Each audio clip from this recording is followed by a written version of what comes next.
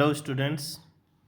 आज हम 1857 की क्रांति या विद्रोह के बारे में चर्चा करेंगे। 1857 ईस्वी तक भारत में ब्रिटिश शासन के 100 वर्ष पूरे हो गए थे, क्योंकि ब्रिटिश शासन की स्थापना 1757 के प्लासी के युद्ध से मानी जाती है। इस दौरान ब्रिटिश शासन के विरुद्ध अनेक सैनिक व असैनिक विद्रोह हुए। अधिकांश विद्रोह ब्रिटिश शासन के विरुद्ध असंतोष के कारण हुए। हटाए गए शासकों व सामंतों ने सैनिक विद्रोह किए, जबकि किसानों ने भूराजस्व नीति के कारण विद्रोह किए। अब हम 1857 की क्रांति के या विद्रोह के कारणों के बारे में चर्चा करेंगे।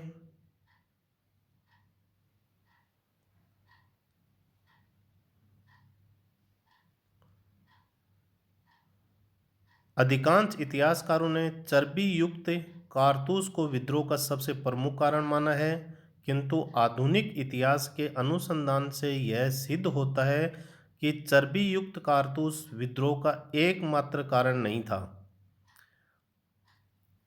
1857 ईस्वी का विद्रोह पिछले 100 वर्षों के राजनीतिक, धार्मिक, सामाजिक, आर्थिक कारणों से हुआ।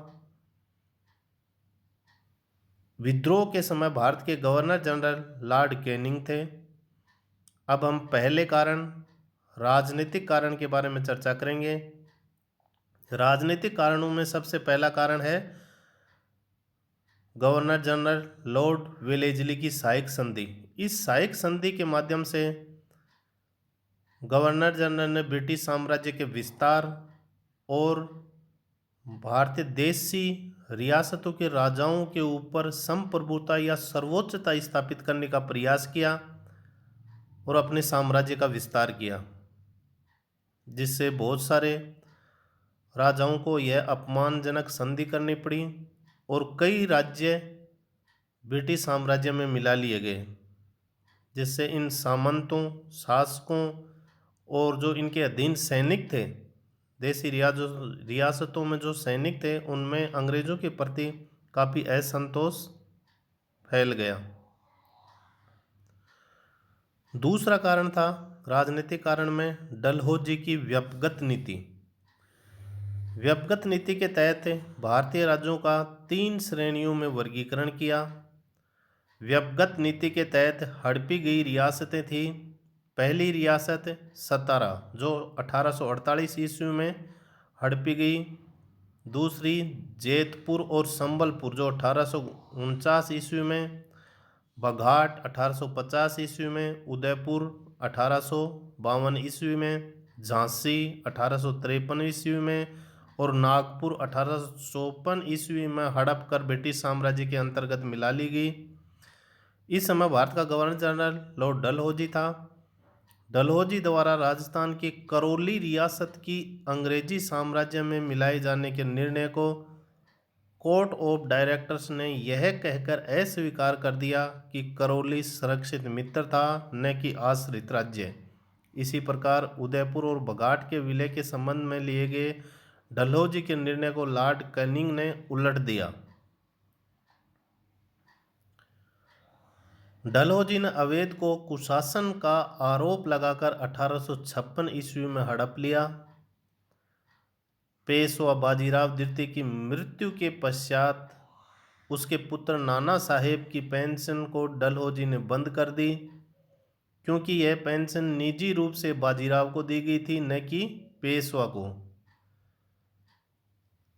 राजनीतिक कारणों में पांचवा कारण, डलहौजी ने कर्नाटक व तंजौर के नवाब की राजकीय उपाधि जब्त कर ली। छठवां कारण, लॉर्ड डलहौजी ने 1849 ईस्वी में घोषणा की कि मुगल बादशाह बहादुर शाह जफर की मृत्यु के बाद उत्तराधिकारी शाहजादे को मुगल महल अर्थात लाल किला छोड़ना पड़ेगा तथा उसे कुतुब मीनार के पास एक छोटे से मकान में रहना पड़ेगा। 1856 ईस्वी में कैनिंग ने यह घोषणा की कि बहादुर शाह की मृत्यु के बाद मुगलों से सम्राट की पदवी छीन ली जाएगी और वे सिर्फ राजा कहलाएंगे। तो इन सभी राजनीतिक कारणों के कारण शासक वर्ग, सामंत वर्ग और जो इनके अधीन प्रशासन और जो सैनिक थे वो अंग्रेजों से काफ़ी रुष्ट हो गए। राजनीतिक कारण के बाद में हम दूसरा कारण प्रशासनिक कारण के बारे में चर्चा करते हैं। भारतीयों को प्रशासन में उच्च पदों से वंचित कर दिया गया। कोई भी भारतीय सेना में सूबेदार से ऊंचे पद पर नहीं था। न्यायिक क्षेत्र में भी अंग्रेजों को भारतीयों से श्रेष्ठ दर्जा दिया गया था। तो इससे प्रशासन के सभी अधिकारी, सैनिक असंतुष्ट थे। क्रांति के कारणों में तीसरा कारण था सामाजिक और धार्मिक कारण। रूढ़िवादी भारतीयों ने सामाजिक सुधारों का विरोध किया। ईसाई मिशनरियों को 1813 के चार्टर एक्ट के द्वारा भारत में धर्म का प्रचार प्रसार करने की अनुमति मिल गई। धर्मांतरण के प्रयासों ने भी भारतीयों को नाराज कर दिया, क्योंकि भारतीयों को लगा कि संपूर्ण भारत को ईसाई धर्म के रंग में रंग दिया जाएगा और हमारे धर्म का अस्तित्व ही खत्म हो जाएगा। 1850 के धार्मिक निर्योग्यता अधिनियम संख्या 21 द्वारा ईसाई धर्म ग्रहण करने वाले लोगों को पैतृक संपत्ति से वंचित नहीं किया जा सकता था। इससे लोगों को यह लगा कि भारत को ईसाई देश बनाने की साजिश की जा रही है। अगला कारण आर्थिक कारण। अंग्रेजों की आर्थिक नीतियां भारत के उद्योग व व्यापार के विरुद्ध थी। परंपरागत हस्तशिल्प के विनाश व भूराजस्व नीति के कारण लोगों के आर्थिक शोषण व उत्पीड़न ने असंतोष को जन्म दिया। इसने विद्रोह की भूमिका को तैयार किया। आर्थिक कारणों के पश्चात क्रांति का अगला कारण था सैनिक कारण। इनके अतिरिक्त सेना में भी भारतीयों में पदोन्नति व विदेशों में समुद्र पार सेवा देने के बारे में असंतोष था।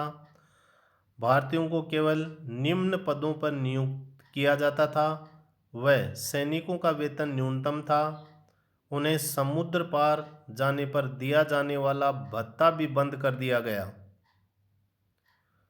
1854 के डाकघर अधिनियम द्वारा सैनिकों को दी जाने वाली निःशुल्क डाक सुविधा समाप्त कर दी गई।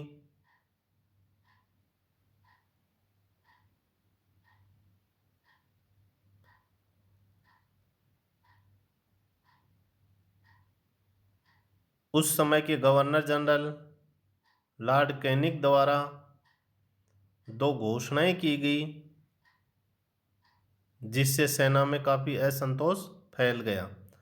पहली घोषणा थी सामान्य सेवा भर्ती अधिनियम 1856।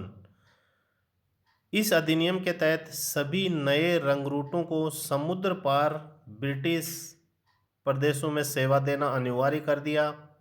भारतीय समाज में समुद्र यात्रा करना धर्म के विरुद्ध समझा जाता था, जिसके कारण सैनिक काफ़ी रुष्ट हो गए। कैनिंग के द्वारा की गई दूसरी घोषणा, जो कि 1857 की क्रांति या विद्रोह का तात्कालिक कारण बना, परंपरागत ब्राउन बेस राइफल के स्थान पर एनफील्ड राइफल्स का प्रयोग शुरू किया गया, जिसमें कारतूस को लगाने से पूर्व दांतों से खींचना पड़ता था। कारतूस में गाय व सूअर की चर्बी लगी होने से हिंदू व मुसलमान दोनों भड़क गए व 1857 के विद्रोह की शुरुआत हुई। इस विद्रोह में भाग लेने वाले सर्वाधिक सिपाही अवध के थे। कुछ इतिहासकारों के अनुसार ऐसा माना जाता है नाना साहब, जिनका मूल नाम था धोंदू पंत, के सलाहकार अजीमुल्ला खां व सतारा के अपदस्थ राजा के सलाहकार राणोजी बापू ने लंदन में विद्रोह की योजना बनाई।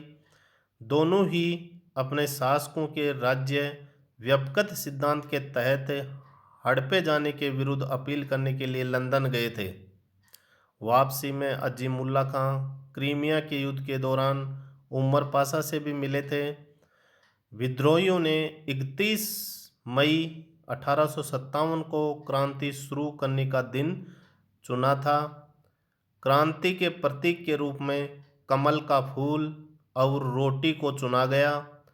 कमल का फूल विद्रोह में शामिल होने वाले सभी सैनिक टुकड़ियों तक पहुंचाया गया और रोटी को एक गांव का चौकीदार दूसरे गांव तक पहुंचाता था। विद्रोह के आरंभ के बारे में थोड़ी सी चर्चा कर लेते हैं। चर्बी वाले कारतूस के प्रयोग के विरुद्ध पहली घटना कलकत्ता के पास बैरकपुर छावनी में 29 मार्च 1857 ईस्वी को घटी, जहां 34वीं एनआई रेजिमेंट के मंगल पांडे नामक सिपाही ने चर्बी वाले कारतूस के प्रयोग से मना करते हुए लेफ्टिनेंट बाग और सार्जेंट मेजर ह्यूसन की हत्या कर दी। हियरसे की भी गोली मारी।